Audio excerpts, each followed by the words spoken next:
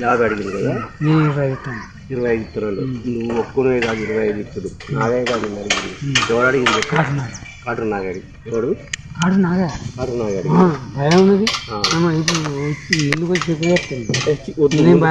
భయపడవు, నేను చెప్తాను.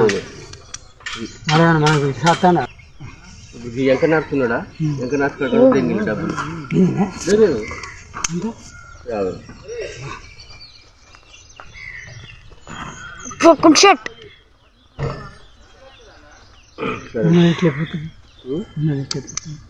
బాబాయ్ ఏం చేయాలి రాసింది కాబట్టి ఇట్లా ఉన్నదంటే ఇప్పుడు ఒక 20,000 ఇస్తానంటే కుదరదా? 1,10,000 అడిగింది. ఎవరు?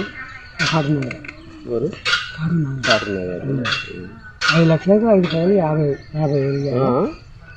5 లక్షలకు 1,10,000 ఇమ్మని 50,000 ఇవ్వాలని నాకన్నా అది వెళ్ళిన వారికి తయారు నీ వస్తా పైసలు కొత్త పైసలు ఇచ్చినాక నీకు లిస్టులో ఎమ్మడే వస్తుంది పేరు.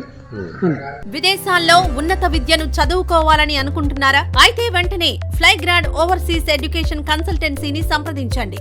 మీ విదేశీ కలలను సాకారం చేసుకోండి. ఫ్లైగ్రాడ్